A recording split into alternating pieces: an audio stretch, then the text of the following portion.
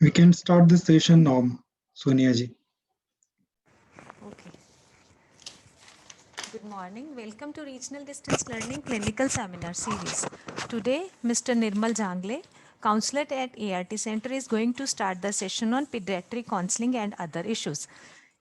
Thank you. Now I request Mr. Nirmal ji to start the session.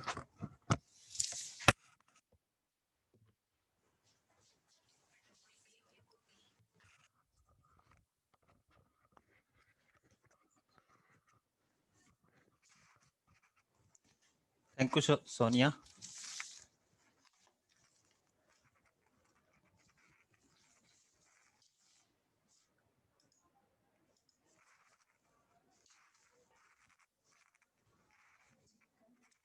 आज हम जिस session पे बात करने वाले हैं वो है paediatric counselling and other issues. आज के सेशन के ऑब्जेक्टिव्स हैं the needs and modes of counselling given to parents and caregivers on HIV exposed और इन्फेक्टेड चिल्ड्रन, और सेकंड है general skills that promote effective counselling. थोड़ी सी बात pre and post test counselling for childrens पे भी करेंगे। Counselling issues on infant feeding, जिसमें हम थोड़ी सी बात करने वाले हैं, और ये कहूँ कोई काफ़ी बात करेंगे तो फीडिंग पे ही होगी, इन्फेंट फीडिंग पे ही। Counselling issues on treatment adherence in CLHIV। Next, social and psychological issues specific to children. और जो नेक्स्ट है वो भी बहुत इंपॉर्टेंट इश्यूज है, जैसे अडहेरेंस एक बहुत इंपॉर्टेंट इशू है, बिल्कुल वैसे ही एक डिस्क्लोजर का, जो चिल्ड्रन में डिस्क्लोजर कैसे करे, कब करे, एप्रोप्रिएट डिस्क्लोजर कैसे होगा, कौन करेगा, इसका प्रोसेस क्या रहेगा, इस पे भी हम आज थोड़ी सी बात करने वाले हैं। तो चलिए, सबसे पहले बात काउंसलिंग की है, तो व्हाट इज काउंसलिंग। काउंसलिंग के बारे में हम कई बार बात कर चुके हैं और हमें सभी को पता है कि काउंसलिंग एक कॉन्फिडेंशियल डायलॉग है किसके between a person and A care provider, जिसका मेन मकसद क्या है कि उस पर्सन को इतना सक्षम बना देना है कि वो अपने स्ट्रेस को, अपनी प्रॉब्लम, अपने स्ट्रेस पे कोप करे, उसको खुद उसको हैंडल करे and make personal decision related to HIV ads.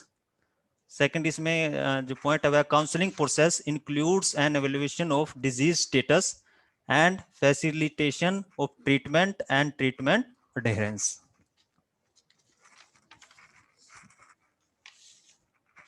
अब काउंसलिंग में और एजुकेशन में, पेशेंट काउंसलिंग जो हम करते हैं और पेशेंट का जो एजुकेशन है, उसमें डिफरेंस है, थोड़ा सा डिफरेंस है। हालांकि कुछ चीजें जो हम काउंसलिंग कर रहे होते हैं सभी काउंसलर्स, तो हमें पता है कि हम बीच बीच में पेशेंट को एजुकेट भी करते हैं, लेकिन उन दोनों में अंतर क्या है, जो एक बारीकी से एक अंतर है, उसको हम थोड़ा सा समझ लेंगे कि ये पेशेंट एजुकेशन और पेशेंट काउंसलिंग क्या है, दोनों में क्या अंतर है। कहीं ऐसा तो नहीं है कि हम काउंसलिंग करते हैं, लेकिन काउंसलिंग है तो, पर वो हम एजुकेट ही कर रहे होते हैं पेशेंट को। तो पेशेंट एजुकेशन क्या है, assess understanding of health related information. जो हम असेस करते हैं, उसका मूल्यांकन करते हैं, जांचने की, पता करने की कोशिश करते हैं कि ये अपने हेल्थ रिलेटेड उसको इंफॉर्मेशन कितनी है, ये समझने के लिए, तो पेशेंट का एजुकेशन है। और इसी में सेकंड पॉइंट है, फिर क्या करते हैं हम पता चल गया तो गिव्स वैल्यूएबल इंफॉर्मेशन। हम जो उसको इंफॉर्मेशन नहीं पता है तो हम और उसकी देते हैं, डिजीज के बारे में कैसे प्रोग्रेस करता है और ट्रीटमेंट क्या चलेगा, ये सभी चीजें उसको बताती हैं, पेशेंट एजुकेशन का पार्ट है। उसमें थर्ड है facilitates confidence in self care. इसके विपरीत, इसके अलग, काउंसलिंग में क्या होता है, काउंसलिंग में helps to peel HIV and seal HIV, किस में, आइडेंटिफाई फीलिंग्स, फीलिंग्स को आइडेंटिफाई करने में कि उसकी कौन कौन सी फीलिंग है। फीलिंग्स अलग अलग तरीके की फीलिंग्स हो सकती है, जब हम पेशेंट के साथ डील कर रहे होते हैं तो हमें पता लगता है कि फीलिंग्स, मतलब उसको कोई डर तो नहीं है, एक फीलिंग है डर। फिर डर किसको होगा, किसी भी चीज का डर हो सकता है, उसको मृत्यु का डर है, अगर पेशेंट वो अडल्ट है तो शायद ऐसा हो कि जॉब जाने का डर है, या डिस्क्रिमिनेट होने का डर है, ये बच्चों का क्या होगा इस तरीके का डर है, कोई फाइनेंशियल पोजीशन अच्छी नहीं है, आर्थिक स्थिति अच्छी नहीं है तो उसका भी एक डर है। तो ये क्या फीलिंग्स हैं, ये अलग अलग तरीके की जो फीलिंग्स हैं।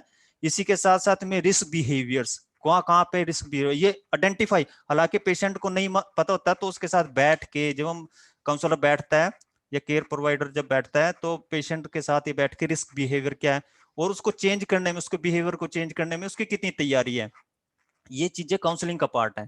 इसी में सेकंड है गाइड्स।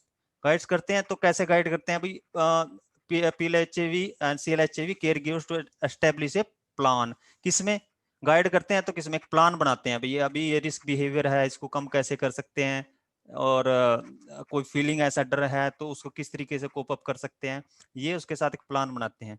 इसी में facilitate clear thinking and decision making, और जो पेशेंट एजुकेशन का 2 पार्ट है वो तो इसमें इंक्लूड होता ही है.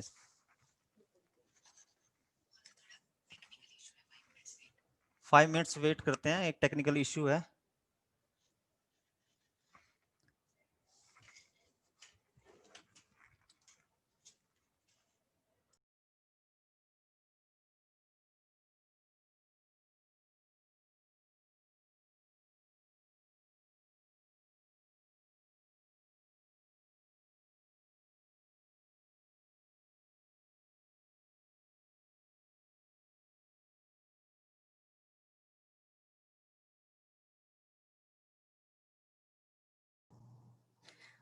Sonia madam please stop sharing कीजिए और फिर से एक बार शेयर स्क्रीन कर दीजिए.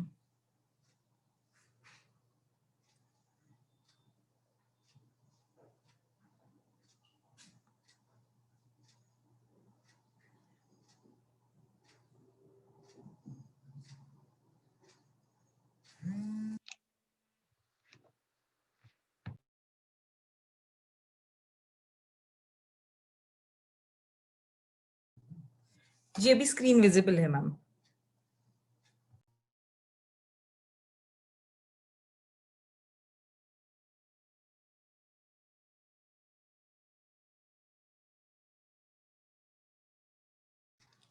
निर्मल ji you can continue now. Continue करें. जी जी thank you. Thank you ma'am. तो अभी हम जिस पे बात कर रहे थे वो थे counselling is different from patient education, और पेशेंट एजुकेशन और काउंसलिंग में हम डिफरेंस देख रहे थे. अब नाउ नेक्स्ट.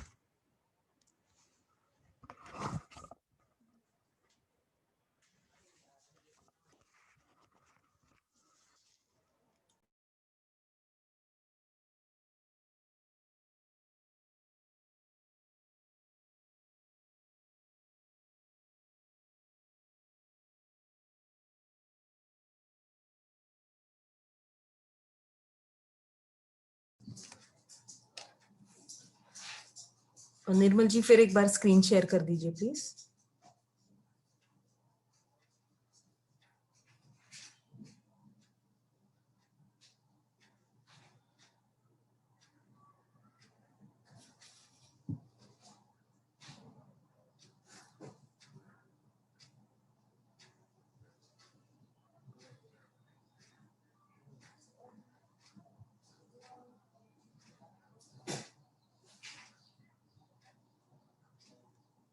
फुल स्क्रीन कर दीजिए. एनेबल एडिटिंग पे एक बार क्लिक करके फुल स्क्रीन कर दीजिए प्लीज.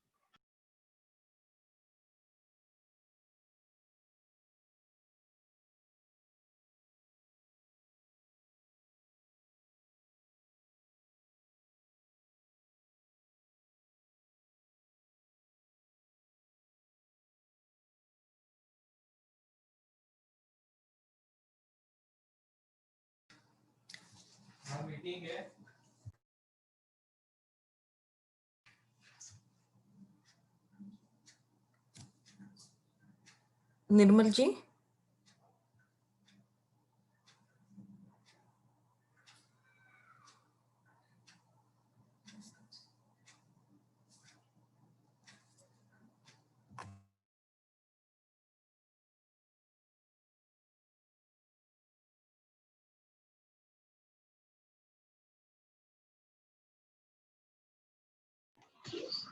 आप भी इसको स्लाइड शो मोड में कर दीजिए।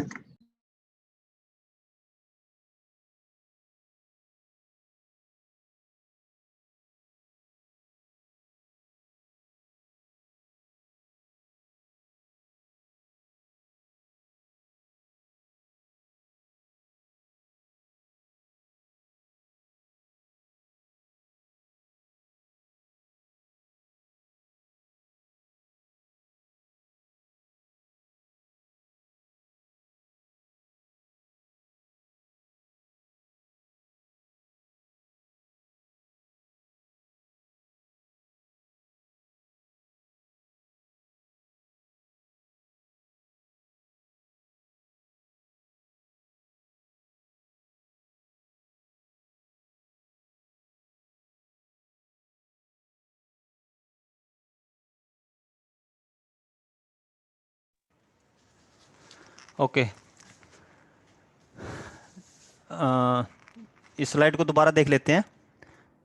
जैसे मैं बात कर रहे थे कि चाइल्ड सेंटर्ड काउंसलिंग में जैसे ये देख रहे थे कि चाइल्ड सेंटर्ड काउंसलिंग हो, भले ही अडल्ट की हम काउंसलिंग कर रहे हो, तो उसके बीच में एक रिलेशनशिप होता है जिसको हम रेपो बोलते हैं। वो रिलेशनशिप होना बहुत जरूरी है। अगर हम अडेरेंस को अच्छे रखना चाहते हैं तो वो पेशेंट की, तो वो जरूरी है कि हमारे बीच में एक रेपो बने। तो वो अगर चाइल्ड के बीच में है, चाइल्ड के केस में है, तो वो child caregiver and counsellors के बीच में वो रेपो अच्छे से स्थापित होनी चाहिए। इसी में सेकंड है कि जो बच्चे की जो लाइक्स हैं, उसकी जो डिसलाइक्स हैं, उसके जो भय हैं, उसके जो डर हैं, उसके ऊपर भी काउंसलर को काम करना चाहिए। तो focus on the child's needs. इसी में थर्ड है is tailored to child's development, दोनों ही तरीके से, physical and psychological and capacity to understand. Fourth है promotes the child's potential and abilities. उसको हमको ध्यान में रखना चाहिए कि जो बच्चे की पोटेंशियल्स कितने हैं और उसकी अक्षमता कितनी है। Builds self esteem. उसके सेल्फ एस्टीम की जैसे हम बात करते हैं तो वो कैसे उसको वो कर सकते हैं, बिल्ड कैसे कर सकते हैं कि जैसे बच्चा आता है तो उसको अच्छे से ट्रीट करते हैं। तो अगर उसकी छोटी सी जब हम बात कर रहे हैं तो उसका छोटा सा भी अगर उसने काम किया तो बोलना कि वाह बहुत बढ़िया किया आपने, तो उसके अंदर एक आत्मविश्वास जागता है। वो हमने सुना होगा ना, परगुण परमाणु की छोटा सा गुण हो तो उसको बहुत पहाड़ जैसा बना के फिर बताना है। ये सभी हम थोड़ा थोड़ा जानते ही होंगे कि अगर किसी के अंदर छोटा सा भी गुण होता है तो उसको एक बहुत बड़ा बना के बताना है। और बच्चों के इसमें बहुत जरूरी है, अगर हम उसको छोटा सा भी उसने काम किया, अच्छा काम किया, तो उसको एक बड़ा बना के कहना है ताकि बच्चे को एक अच्छा लगे और उसका आत्मविश्वास जागे।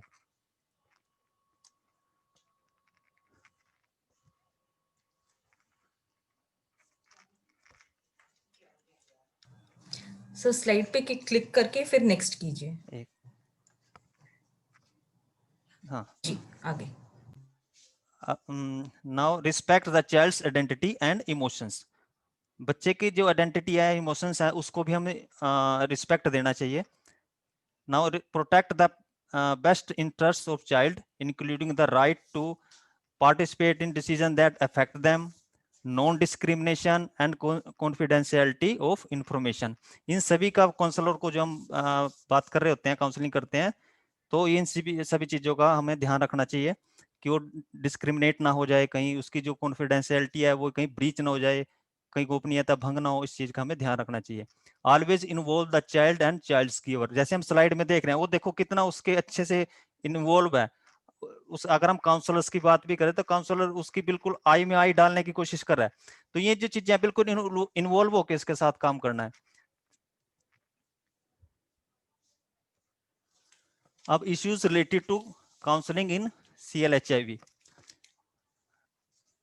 देखो काउंसलिंग की बहुत सारे काउंसलिंग बहुत महत्वपूर्ण पार्ट है। अब इसकी HIV की एड्स की बात करें तो इसमें तो बहुत जरूरी है क्योंकि इसमें बहुत सारी चीजें जुड़ी हुई हैं। तो हम अगर इसमें स्लाइड में देखेंगे तो सबसे पहले वही टॉप पे वही एक स्लाइड में वो दिया हुआ है, stigma discrimination as related to HIV। इसमें सेकंड है decision to undergo HIV testing can be facilitate. इसमें HIV is a life threatening life long disease. Next है physical psychological sociological implications of HIV। Next है prevention of HIV transmission and feeding issues, improve quality of life, positive living। Next ensure treatment adherence, ये सभी issues HIV ads से जुड़े हुए हैं। अब consent for testing children, consent, क्या बच्चा कंसेंट दे सकता है? सबसे जरूरी बात तो यह है, क्या बच्चा कंसेंट दे सकता है? तो इसी में हम दो तीन चीजें देखते हैं। As per our law consent can be given by those attend the age of 18 years. जो 18 साल या 18 साल से ऊपर के जो बच्चे हैं तो वो ही कंसेंट दे सकते हैं। ये हमारा लॉ कहता है, ये हमारा कानून कहता है। वोट पाने का अधिकार भी उसी को है ना, जिसको 18 साल का जो हो जाता है। तो अगर 18 साल से नीचे का नहीं है, क्योंकि हम 18 साल को तो अडल्ट में काउंट कर लेते हैं, और उससे नीचे की अगर एज की हम बात करें तो एडोलेसेंस में आ जाती है। तो हम अगर उससे भी नीचे की बात करें तो ये जो सभी एडोलेसेंट है या फिर नीचे की एज है, तो उसमें for children age less than 18 years, तो कौन देगा consent? Consent has to be given by accompanying parents या फिर केयर गिवर। उसका केयर गिवर होगा, इसके जो पेरेंट्स होंगे वो कंसेंट देगा। Third, parents care givers must be consult in a way that they can understand the information and feel empowered to make choices। ऐसा नहीं है कि काउंसलर ने उसको, अब मान लो फीडिंग की ही बात करते हैं हम, अगर रिप्लेसमेंट फीडिंग की बात हो रही है या एक्सक्लूसिवली ब्रेस्ट फीडिंग की बात हो रही है, तो काउंसलर ने जस्ट उसको इन्फॉर्मेशन पास नहीं करनी है। ऐसा नहीं है कि उलझ के रह जाए, उसको समझ भी ना आए भाई ये क्या करूं, मैं ब्रेस्ट फीडिंग कराऊं या फिर रिप्लेसमेंट फीडिंग पे जाए, क्योंकि ये जो पोर्शन होता है ये पहले का है, अभी डिलीवरी नहीं, डिलीवरी से पहले का ये पोर्शन होता है, ये जो काउंसलिंग का ये पार्ट रहता है। तो उसको ऐसा नहीं है, वो अपने आप को ऐसा लगे कि वो एकदम से क्लियर कट हो जाए कि मैंने तो ये करना है। Feel empowered to make choices, कौन सी चॉइस उसने करना है, कौन सी चॉइस उसमें रखनी है। Level of counselling in paediatric HIV care, provider initiated counselling, HIV testing, pre and post test counselling इसमें नेक्स्ट आएगा। Ensure use of effective treatment facilities, disease prevention कैसे होगी, पॉजिटिव लिविंग कैसे होगी। और ART काउंसलिंग लेवल पे जाने के बाद सबसे पहले तो बात वही है कि ट्रीटमेंट प्रिपेयर्डनेस, क्योंकि लाइफ लॉन्ग मेडिसिन चलनी है, अडेरेंस उस पर ग्रेटर देन 95% रहनी है। तो ये सारी चीजें ट्रीटमेंट प्रिपेयर्डनेस का पार्ट रहते हैं। CD4 टेस्टिंग होगी, अडेरेंस एंड डिस्क्लोजर रहेगा। डिस्क्लोजर भी, अडेरेंस की हम बात कर ही रहे थे, आगे भी करेंगे, और डिस्क्लोजर पे भी बात होगी। ट्रीटमेंट सपोर्ट, ये भी एक जरूरी है, फैमिली की तरफ से है उसकी। अगर बच्चे के बाद बारे में बात करें तो उसका केयर गिवर, उसकी मदर है। कई बार तो ऐसा होता है कि बच्चे के ना माँ है ना पिता है, तो फिर कौन? तो ऐसा केयर गिवर, अब केयर गिवर कौन रहेगा? ताऊ, चाची, ये चीजें रहते हैं, उसके मामा रहते हैं। तो वो कैसे मतलब उसको अच्छे से रहे, उसके अपने भी बच्चे होंगे, अपनी भी फैमिली होगी, तो इस बच्चे को कैसे में संभालेंगे? तो ये सारी चीजें ट्रीटमेंट सपोर्ट की बात करें इसमें हो रहती हैं। Ensure follow up, palliative treatment, provide psychological and emotional support. Counselling of parents and family, जिसकी अभी हम बात कर रहे थे। काउंसलिंग ऑफ पेरेंट्स और family, this will help in collective decision for PMTCT और PPTCT, prevention of mother to child transmission, और या कहें कि prevention of parents to child transmission. ये अब हम जब काउंसलिंग पेरेंट्स की या फैमिली कर रहे हैं तो ये बहुत जरूरी है कि ये जो बात हम करें तो वो फैमिली में करें।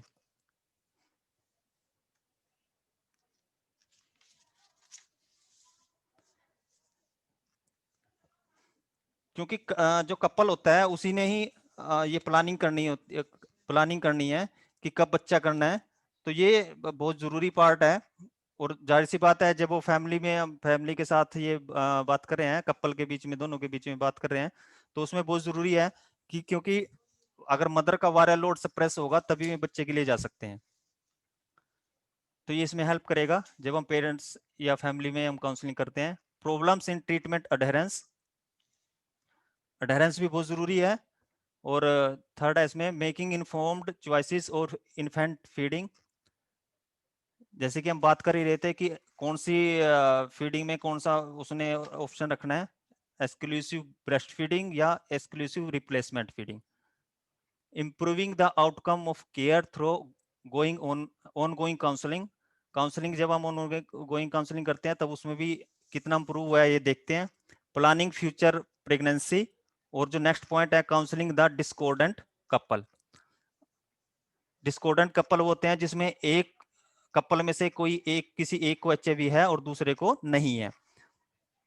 तो ये जब हम इन सभी चीजों की, इन सभी बातों, ये सभी बातें हैं अगर हम करते हैं तो ये फैमिली के बीच में, क्योंकि सभी जो डिसीजन होंगे अब जैसे इन्फेंट फीडिंग की ही अगर हम बात करते हैं तो ये फैमिली के बीच का हिस्सा है। हम पूरी फैमिली को, क्योंकि जो मदर है वो अपनी तरफ से नहीं ये चॉइस कर सकती कि मैं तो रिप्लेसमेंट फीडिंग ही करानी है।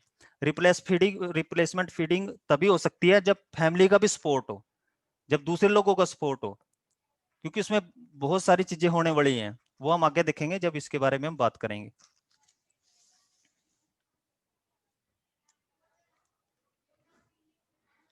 न्यूट्रिशन काउंसलिंग, अगर हम न्यूट्रिशन काउंसलिंग की बात करते हैं तो ये कुछ ना कुछ पहली वाली स्लाइड से जुड़ा हुआ है। Nutrition counselling of take care is essential for maintenance of good nutritional status and nutritional rehabilitation. Second, the mother और care taker should be counseled about need for additional food, dietary modification required to meet the increased needs, safe food preparation, safe food and water storage methods, and hygiene issues. Next, counseling also to be include on the needs to continue feeding during diarrhea, fever or any other illness. कोई भी हो, माँ को अपना उसको feed कराते ही रहना है, उसको फीडिंग देते ही रहना है।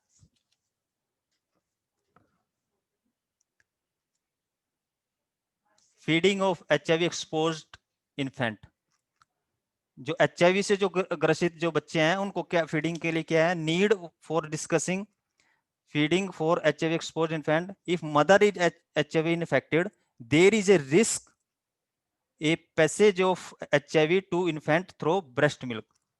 अगर माँ जो माता है अगर वो एचआईवी से इन्फेक्टेड है तो उसके दूध से उसके बच्चे को भी जो रिस्क है एचआईवी जाने का वो है, लेकिन वो कितना है, मतलब बहुत सारे फैक्टर्स हैं, बहुत सारे रीजंस हैं जिनके ऊपर ये डिपेंड करेगा।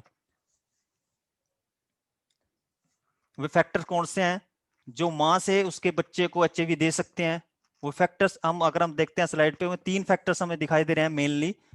सबसे पहले है माता की तरफ से जो मैटरनल फैक्टर्स हैं, एक्टिव मैटरनल डिजीज, अगर माँ की जो बीमारी है एचआईवी जो वायरस है वो सप्रेस नहीं है, कोई ओआईज भी हैं, तो उस केस में माँ की तरफ से बच्चे को एचआईवी जाने के खतरा है।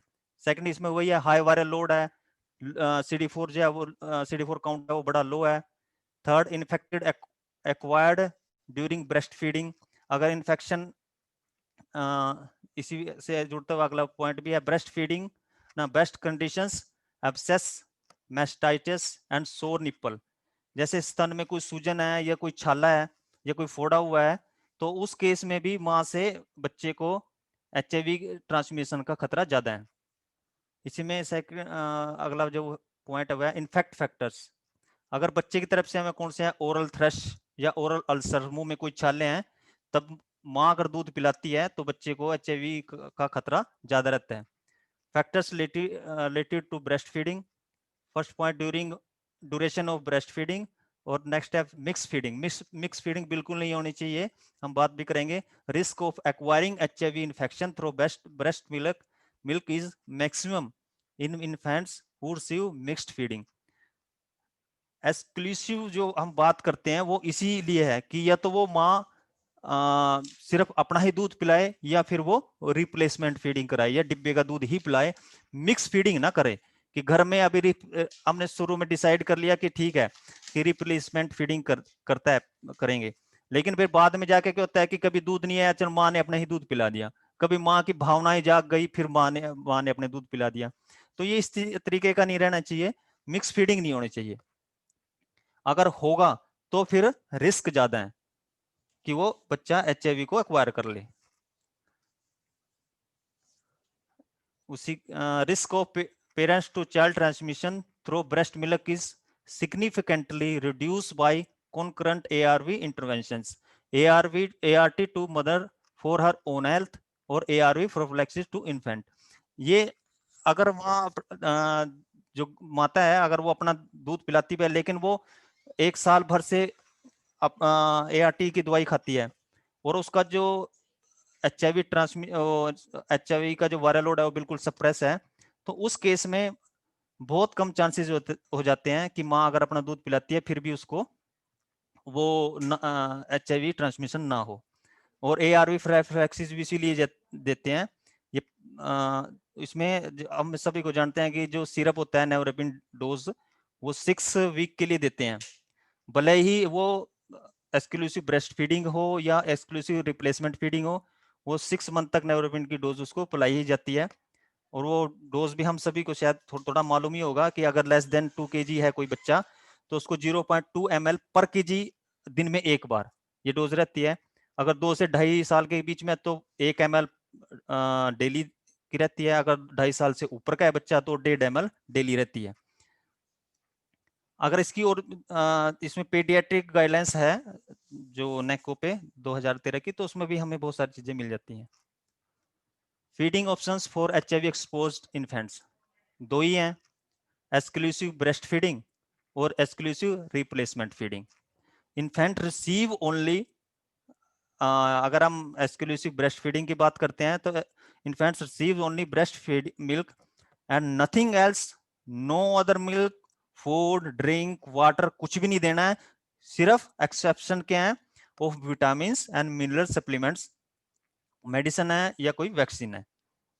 और रिप्लेसमेंट फीडिंग की बात करते हैं तो infant receives locally appropriate unmodified animal milk और formula feeding, breast feeding is completely avoided.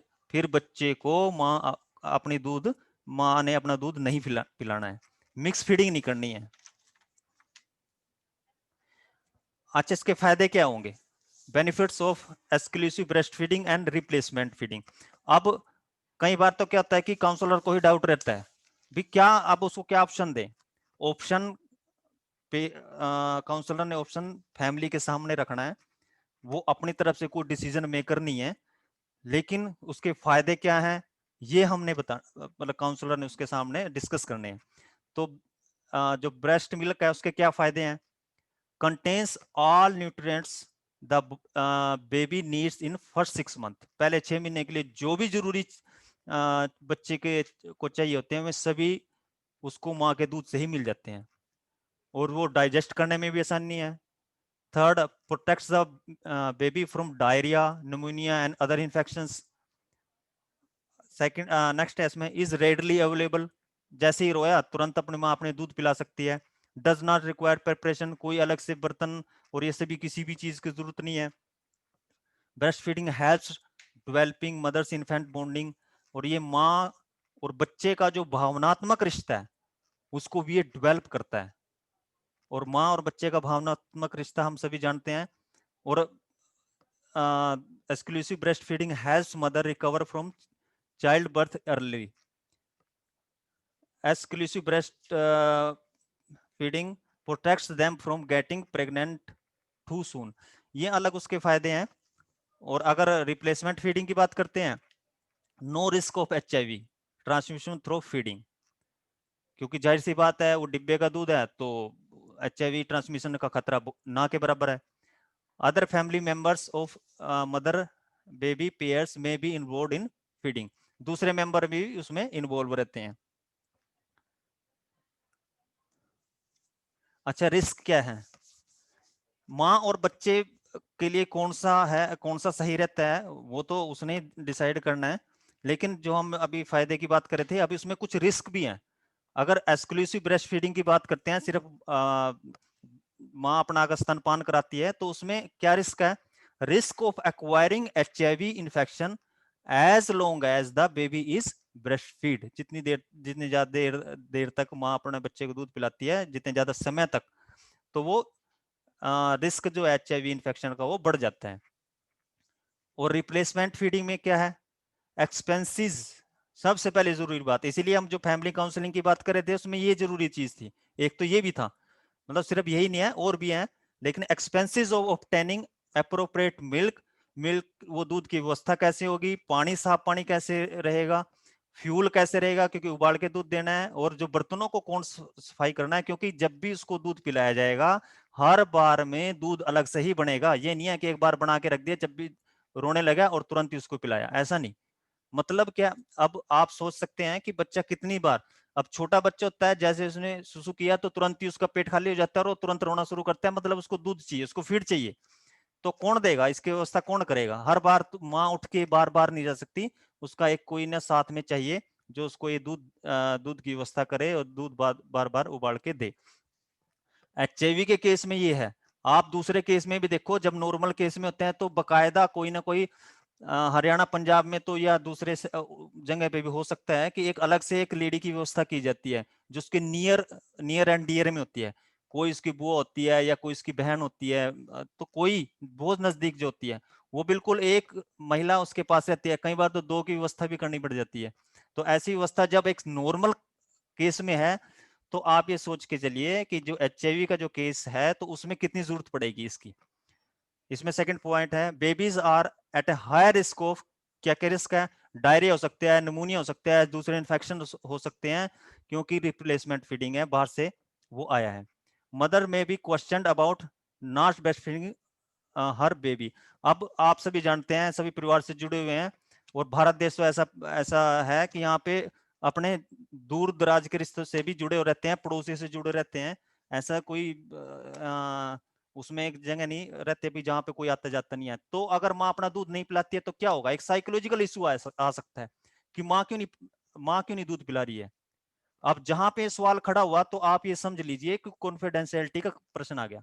और जब कॉन्फिडेंशियलिटी या गोपनीयता भंग होती है तो डिस्क्रिमिनेशन, स्टिग्मा, ये बहुत सारी चीजें एकदम से जुड़ती चली जाती हैं और उसको रोकना मुश्किल होता है। अब यूएन एजेंसीज वो क्या कहती हैं उसको भी देख लेते हैं। Recommendation on HIV exposed infant feeding, united nations agencies recommendations, वो क्या कहते हैं? The most appropriate infant feeding options कौन से रहेंगे for an HIV infected mother should depend on, किसके ऊपर आधारित है? On her individual circumstances including her health status and the local situation.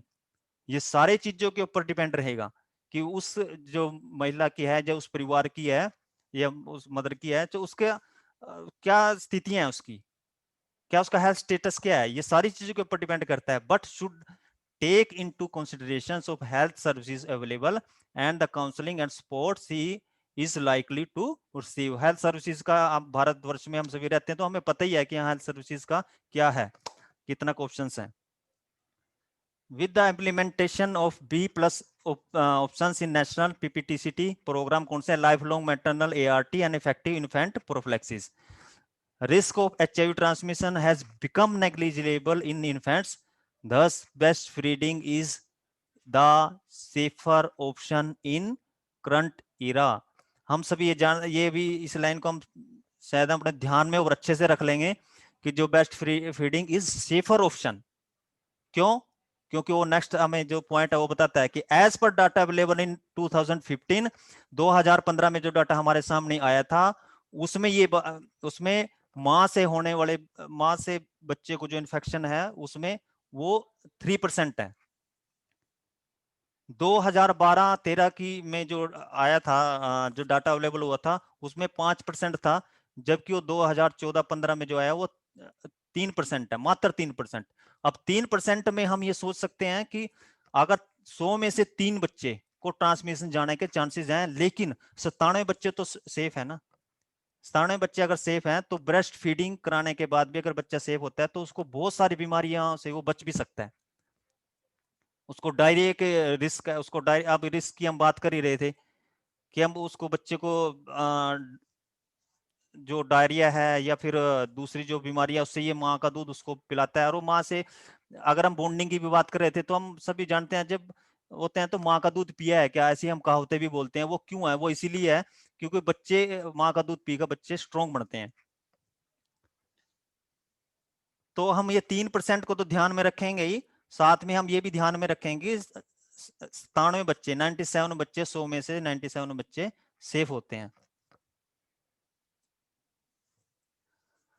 Safer infant feeding NACO recommendations क्या हैं? Found HIV positive through EID algorithm for these infants. EID algorithm की हम बात बाद में हम देखेंगे बाद में इसको क्या थी, लेकिन इसमें जो मेन बात है वो ये थी, for these infants exclusive breastfeeding is to be done till 6 months. Breastfeeding should be continue up to 24 months. जो बच्चे EID एल्गोरिदम के अनुसार HIV पॉजिटिव पाए जाते हैं उनकी ये बात हो रही है। अब जो बच्चे नेगेटिव हैं EID एल्गोरिदम के अनुसार, तो exclusive breast feeding is to be done 6 month till 6 month and starts complementary feeding at 6 month of age. Breast feeding should continue up to, कब तक रखनी है जारी? 12 months. Mothers who decide to stop breast feeding should stop gradually, धीरे धीरे बंद करना है. टेकिंग, जब माँ और बच्चे का जो कंफर्टेबल लेवल है वो हो जाए तब वो धीरे धीरे उसको बंद करते जाना है. और HIV testing needs to be done again 6 months after section of breast feeding according to EID protocol.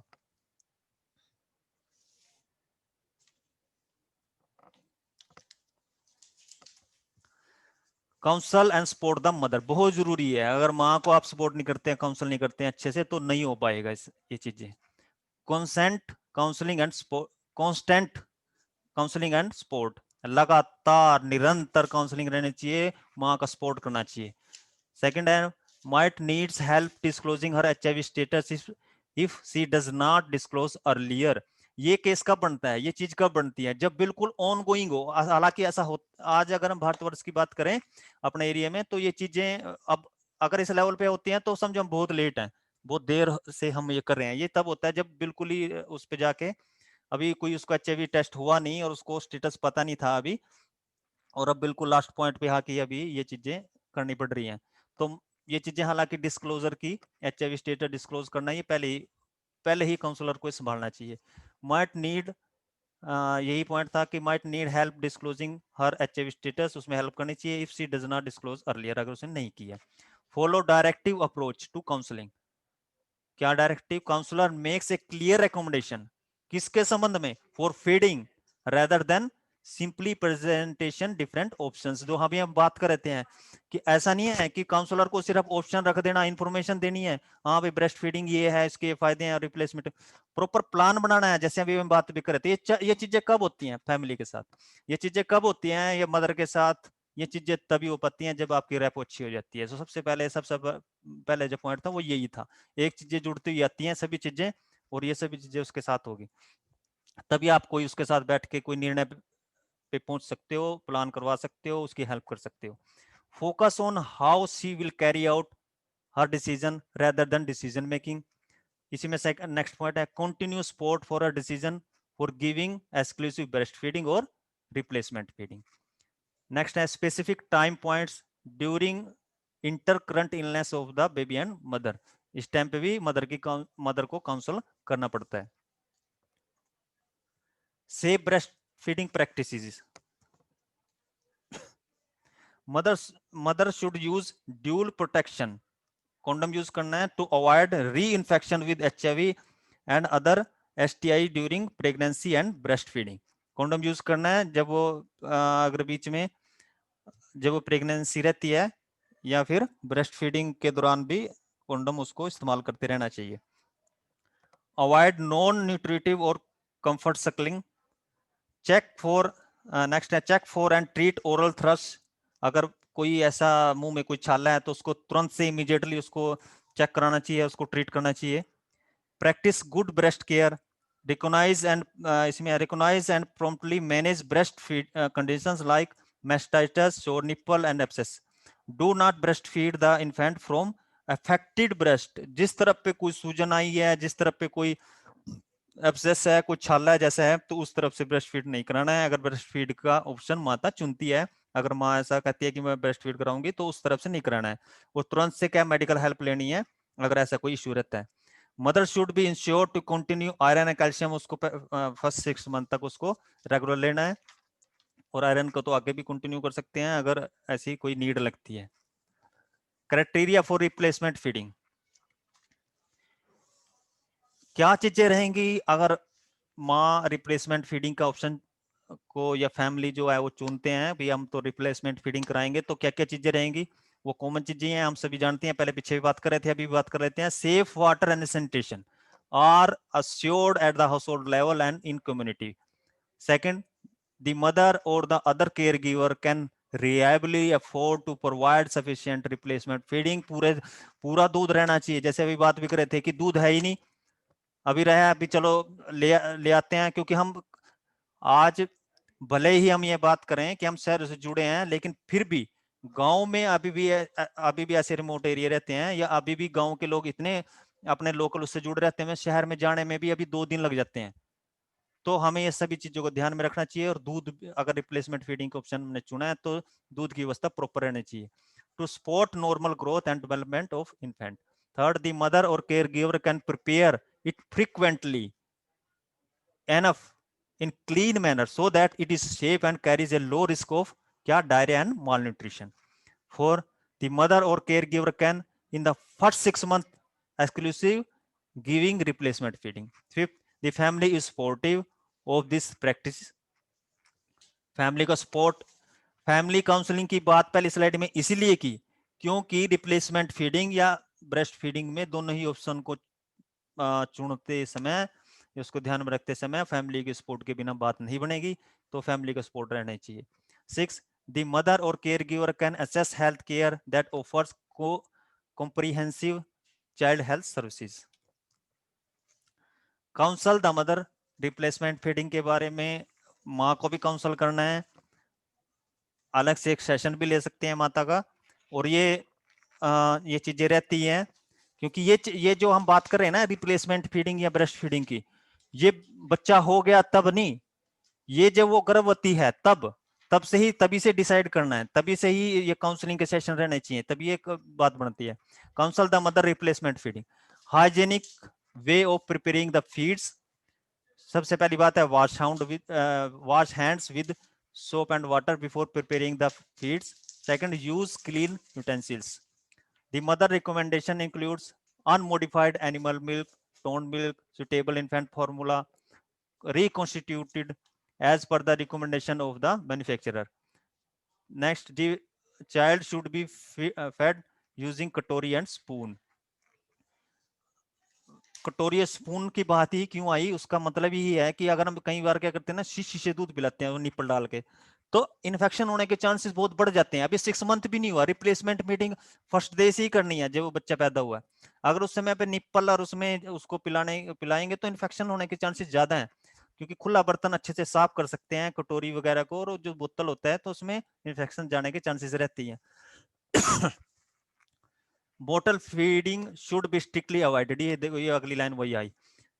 Next, mother should also be counselled again against giving any breast milk to child. ART adherence counselling, किसकी ART? ART mother की भी और बच्चे की भी हो सकती है, लेकिन एआरटी अडहेरेंस बहुत जरूरी है।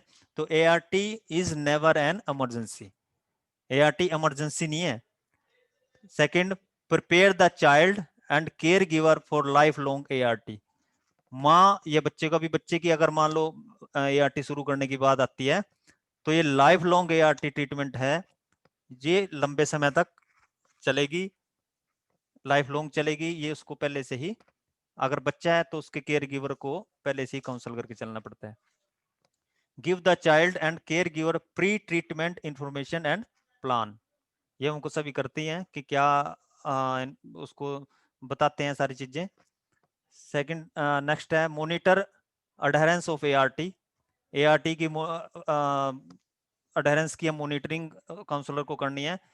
Cotrimoxazole as well as other medicine, as well as other medicine कौन सी हो सकती है? जैसे मान लो एआरटी चलाई है, अब बच्चे की नहीं है, अगर मान लो उसके एडल्ट में चल रही है तो कोट्रीमोक्साजोल का भी ध्यान रखना है। हो सकता है कि उसकी मदर की आईपीटी चल रही हो, आईपीटी यानी आइसोनाइड प्रिवेंशन थेरेपी, अभी हम जो 6 मंथ के लिए जाते हैं वो चल रही है, तो उसका भी ध्यान रखना है कि वो अच्छे से ले रही है कि नहीं ले रही है।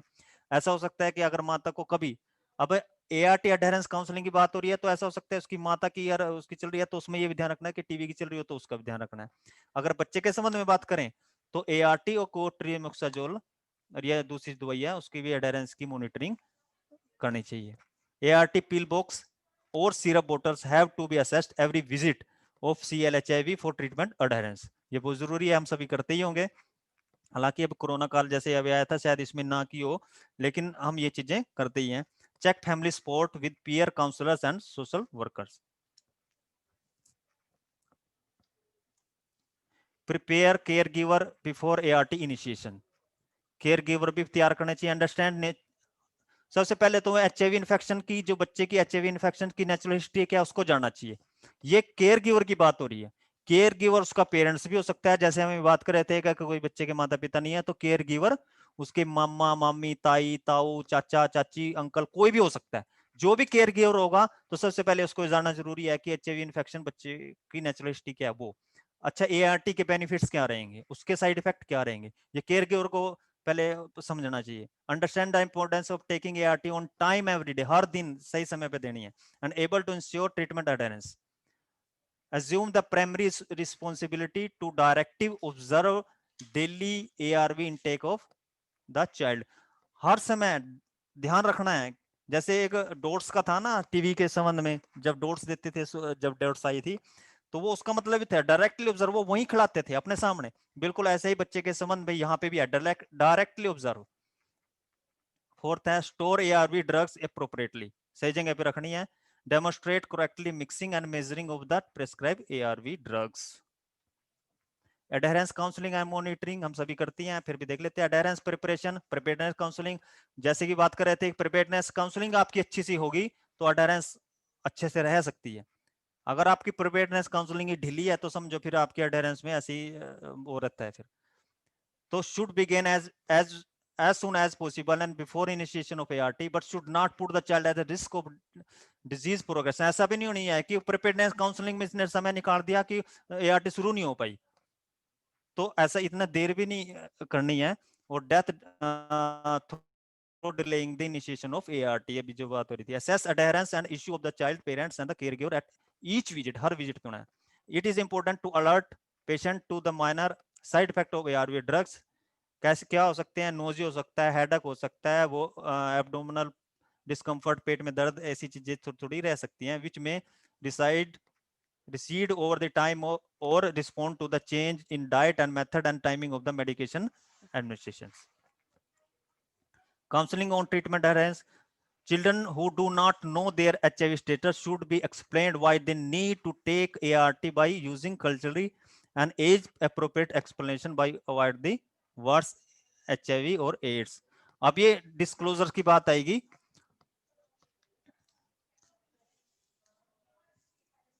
जब हम बच्चों की काउंसलिंग करते हैं ना तो ये कैसे होगा कि बच्चों की जो हम काउंसलिंग करते हैं तो बच्चों से बात करते समय हमें पहले साधारण बातों से शुरू करना चाहिए। जैसे आप क्या खाते हैं, आपको क्या पसंद है, आप खाने में क्या, हम खाना क्यों खाते हैं, जब हम बताते हैं ना डिस्क्लोजर की बात होती है तो हम उसी के आधार पे। अब डिस्क्लोजर भी कैसे होगा, वो फुल डिस्क्लोजर होगा, पार्शियल डिस्क्लोजर होगा, डिस्क्लोजर कौन करेगा, काउंसलर की है, अच्छा तो होता है कि पेरेंट्स करें, वो सारी बातें हम अभी करेंगे। लेकिन उसका एक तरीका है कि हम डिस्क्लोजर कैसे करें, पार्शियल करें या फुल करें। अगर पार्शियल की बात होती है तो पहले साधारण बातें से शुरू करें। साधारण बातें ऐसे कर सकते हैं कि खाना खाते हैं हमें अंदर से स्ट्रॉन्ग बनाता है, जो हम खाना खाते हैं हमें बीमारी से बचाता है, तो वैसे ही ये जो मेडिसिन है, ये दवाई भी हमें अंदर से मजबूत बनाती है, हमारे जो अंदर कीटाणु है, इन्फेक्शन है, उससे लड़ती है। और हमें ये खानी है, हमें इंजेक्शन नहीं लगवाना पड़ता है। इस तरीके से भी हम काउंसल कर सकते हैं।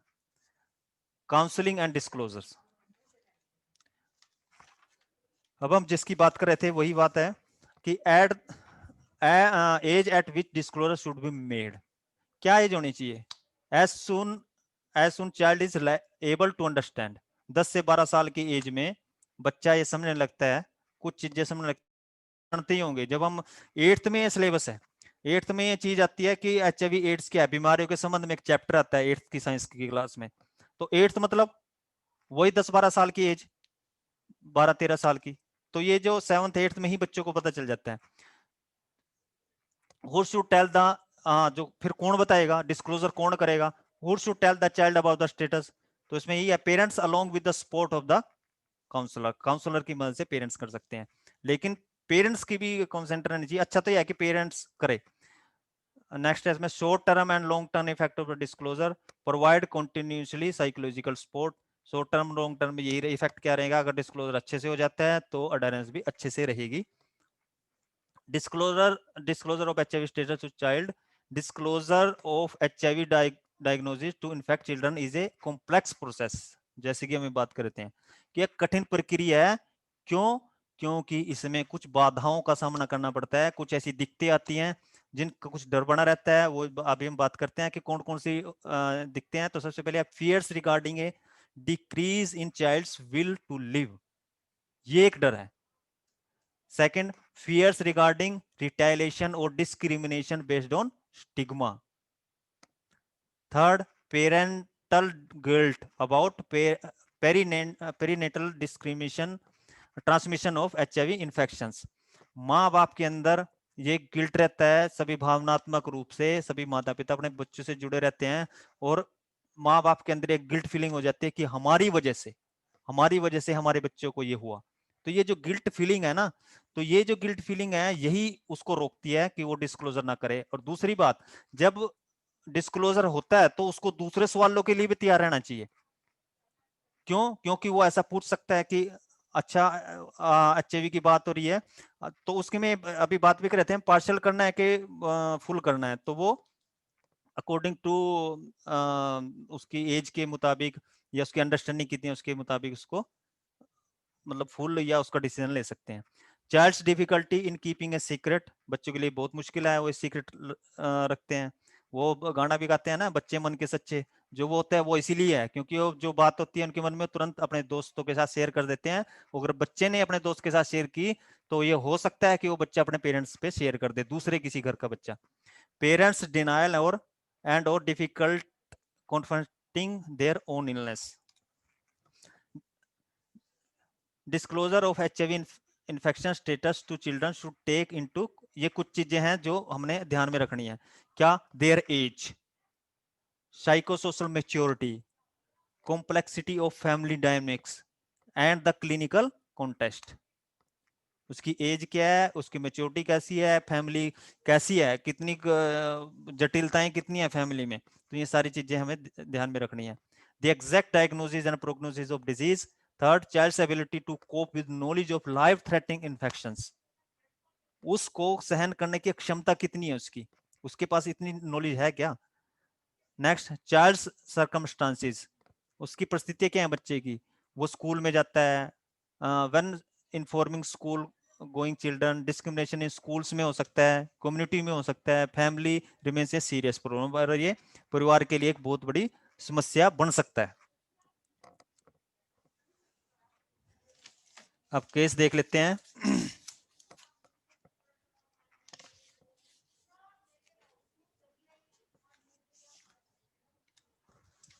सबसे पहला केस है, one evening the mother was giving medicine to her 9-year-old child, 9 साल का बच्चा है। The child was refusing to take the drugs. Next, on this mother said you should not do this, आप मना नहीं कर सकते, you have to take this drugs, आपको लेनी है। माँ अधिकार से कह सकती है ना, क्योंकि वो 9 साल का बच्चा है।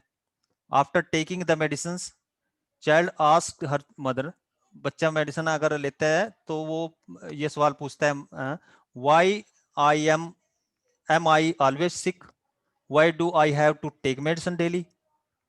Next, in this situation what would you do, should the child to be told that he is sick, क्या उसको कहना चाहिए। Have you ever faced a similar situation, क्या आपने सभी ये ऐसी समस्या ये कभी फेस किया है? बिल्कुल, ये हम जब सेंटर पे होते हैं हम फेस करते हैं, और एक बार नहीं, हमने क्या अब तक कई बार की होगी जब माँ ने ऐसा कहा होगा आके।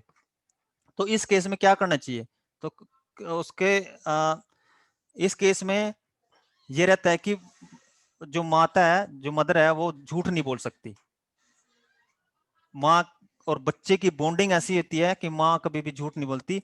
लेकिन अभी डिस्क्लोजर की बात है, क्योंकि बच्चा जो पूछ रहा है वो उसको समझना है।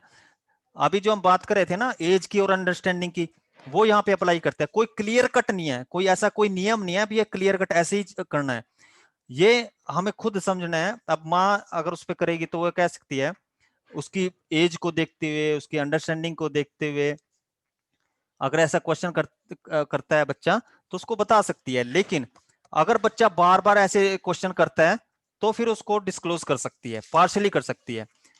लेकिन जब अगर बच्चा 10 से 12 साल का होगा तो फिर उसको डिटेल में उसके साथ ये डिस्कस कर सकती है कि एचआईवी है और इस तरीके की ये मेडिसिन लाइफ लॉन्ग चलनी है।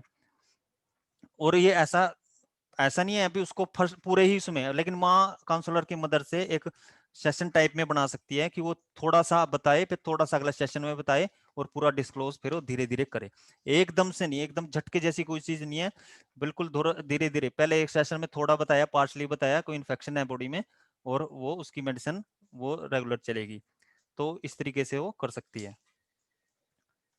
इसमें सेकंड है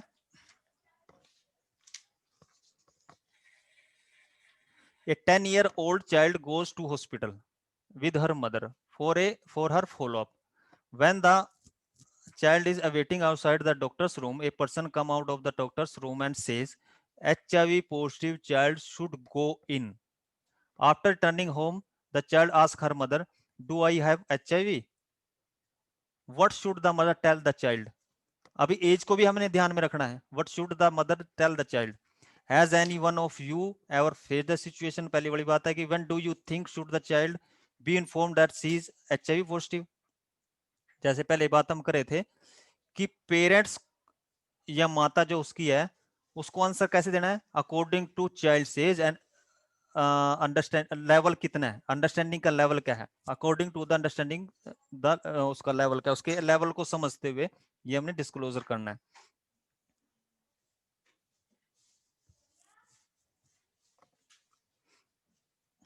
अच्छा, क्या चीजें नहीं करनी है डिस्क्लोजर? अगर मान लो उस समय पे वो नहीं करे, अगर मान लो काउंसलर की जिम्मेवारी लगा दी, तो काउंसलर को क्या चीजें नहीं करनी चाहिए अगर डिस्क्लोजर उसको करना पड़ रहा है? अगर काउंसलर की हम बात करें, अगर उसको काउंसलर ने डिस्क्लोज करना है तो ये चीजें नहीं करनी चाहिए। बच्चे को डिस्क्लोज द चाइल्ड अलोन, कभी भी उसको अकेले में डिस्क्लोज नहीं करना चाहिए। Disclose the child without care givers consent, care giver ने अगर कंसेंट नहीं दी है चाइल्ड उसके बच्चे उसके, हालांकि बच्चा जो आता है अपनी माँ के साथ ही आता है, लेकिन फिर भी अगर ऐसी स्थिति हो तो डिस्क्लोज उस समय पे नहीं करना चाहिए। काउंसलर्स, ऐसा भी हो सकता है कि बच्चा आए और बच्चा पूछे खुद से ही कि मैं यहाँ दवाई लेने आता हूँ, तो मैं क्यों आता हूँ, ये किस चीज की दवाई है, तो उसको कहना चाहिए कि अच्छा आपके साथ कौन आया है, आपकी मम्मा आया, उसको बुलाओ। तो उस समय पे उसको बैठ के फिर उससे बात करके फिर उसको करना चाहिए, पार्शली कर सकते हैं उसमें। Counsellor taking full responsibility for disclose, ये नहीं करना चाहिए काउंसलर को पूरी रिस्पॉन्सिबिलिटी, मैं डिस्क्लोज करता हूँ पूरी रिस्पॉन्सिबिलिटी, ऐसा नहीं है। उसके पेरेंट्स को ही इतना सक्षम बनाना चाहिए कि वो डिस्क्लोजर खुद ही करे। Disclose to older children in the first counselling, एक ही झटके में पहले बड़े हो गए बच्चे भी एकदम बता दो, ऐसा नहीं। तो ये चीजें काउंसलर के अगर संबंध में आती हैं तो ये चीजें उसको नहीं करनी चाहिए। और अगर इसकी बात करें तो 10 साल का बच्चा है, पार्शली कर सकते हैं, धीरे धीरे करके, और फुली डिस्क्लोजर कर सकते हैं। Case study third, 6 months ago Master Ravi got admission in a school. He is studying in class 4th. Now for past 1 month he is not keeping well and is not able to attend his school regularly.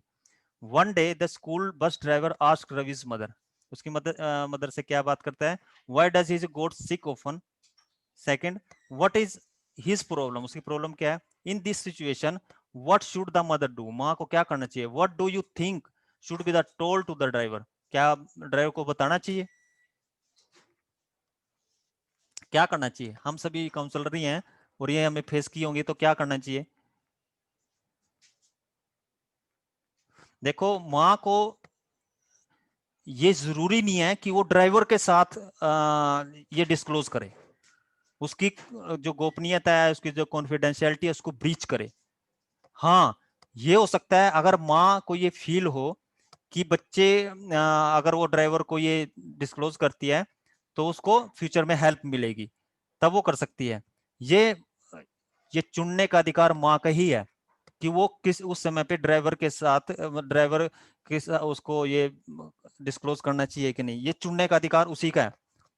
लेकिन अगर वो disclose कर रही है माता, तो उसको ये चीजें ध्यान में रखनी चाहिए कि उसकी कॉन्फिडेंशियलिटी का क्या होगा, डिस्क्रिमिनेशन भी हो सकता है, स्टिग्मा, इन चीजों को उसको अपने ध्यान में ये चीजें रखनी चाहिए। अगर उसको लगता है कि फायदा कुछ है तो फिर वो डिस्क्लोज कर सकती है। अगर नहीं, अगर ऐसा डिस्क्रिमिनेट हो सकता है बच्चा, कोई धब्बा या स्टिग्मा लग सकता है, तो फिर ये चीजें और ये फिर उसकी कॉन्फिडेंशियलिटी ब्रीच हो सकती है, तब मदर को ये नहीं करना चाहिए। HIV disclosure in children. Disclosure of HIV status to children should include continuous counseling about disclosure and its impact for both the child and parents. दोनों पे क्या रहेगा? Disclosures may be partial. अभी बात कर रहे थे हम partial और complete की. Partial और complete depending on the age. सबसे पहली age and level of functioning of the child. इसमें फर्स्ट है पार्शियल डिस्क्लोजर, अगला जो पॉइंट है पार्शियल डिस्क्लोजर, इसका मकसद क्या है? To describe what's happening to the body and what treatment will help to resolve this, rather than naming the virus और HIV और एड्स का नाम ही नहीं देना है। अभी यहाँ पे जब हम पार्शियल डिस्क्लोजर की बात करें तो हम इन्फेक्शन की बात कर सकते हैं, लेकिन ये नहीं है कि उसको HIV और एड्स का नाम ही हम दें। इन्फेक्शन का कोई नाम दे, इन्फेक्शन बता सकते हैं इन्फेक्शन है। कंप्लीट डिस्क्लोजर, अगर कंप्लीट डिस्क्लोजर कर रहे हैं, डिस्क्लोज हो रहा है, तब इसमें रहेंगे open discussion about the virus, कैसे काम करता है, इन्फेक्शन क्या है, and other issues relating to the HIV infection. और ये सारी चीजें जब हम कंप्लीट डिस्क्लोजर कर रहे हैं तब ये चीजें पूरा उसके साथ करनी है, हमने डिस्कस करनी है। अगला जो इसमें पॉइंट है वो यही है, this must be done together with the child and parents and caregiver.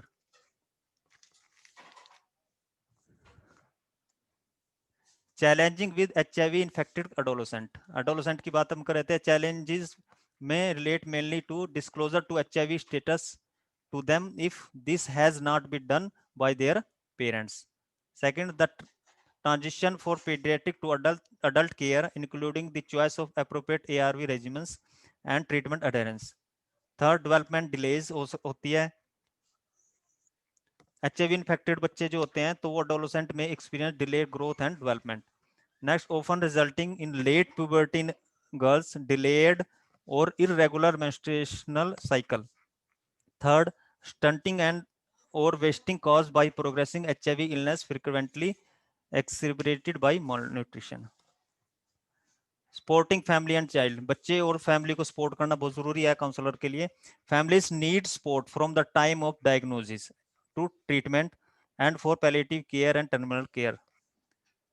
Next, each family is unique, हर फैमिली अलग है, हर बच्चा अलग है, हर माता के संबंध में जो काउंसलर प्लान करता है वो भी अलग ही अलग ही सोच के उसको अलग ही केस मान के उसको चलना है। With different strength and coping skills, parents or caregivers go through various emotional difficulties, especially for the terminal stage of disease and for issues relating to sport stopping ART. Next, open communication with dying child is best, with use of play material, support from counselors or psychologists or community based organizations and other resources. Key points क्या रहेंगे? Every counsellor must have some basic qualities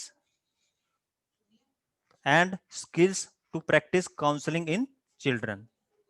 her counsellor की अपनी एक qualities हैं। Counselling skill must be used to help care givers make decision regarding testing के regarding, nutrition including infant feeding options के regarding, ART initiation and treatment adherence, disclosure, adolescent issues, child living with HIV requires ongoing psychosocial support regardless of when one learns his or her status. मानसिक और सामाजिक support उसको रहना चाहिए, family की तरफ से बच्चे को सपोर्ट करना ही चाहिए। And thank you. किसी की कोई क्वेरी हो, कोई प्रश्न हो तो वो पूछ सकता है।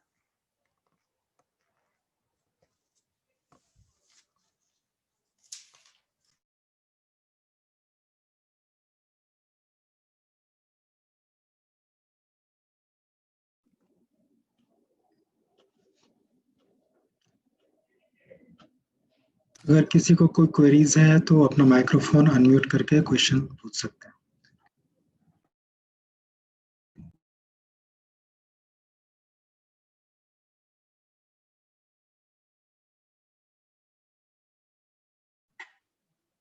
Good morning, sir.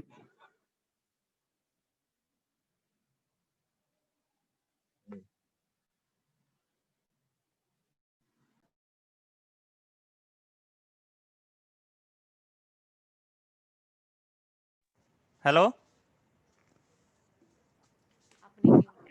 नहीं खुला। हेलो,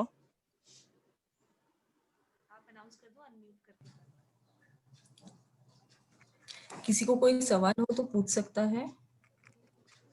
हेलो, माइक्रोफोन नमस्कार सकते हैं। हाँ जी, Yeah, नमस्कार। you're हाँ जी, audible. सर, मेरा एक छोटा सबमिशन है, रिक्वेस्ट रादर।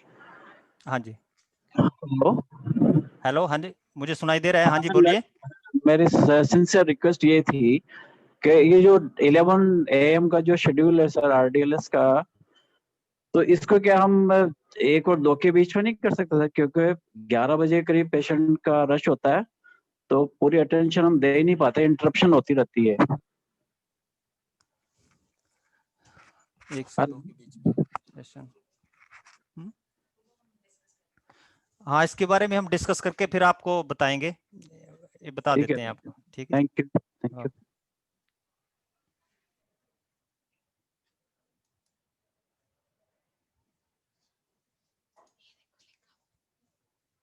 हाँ यही है।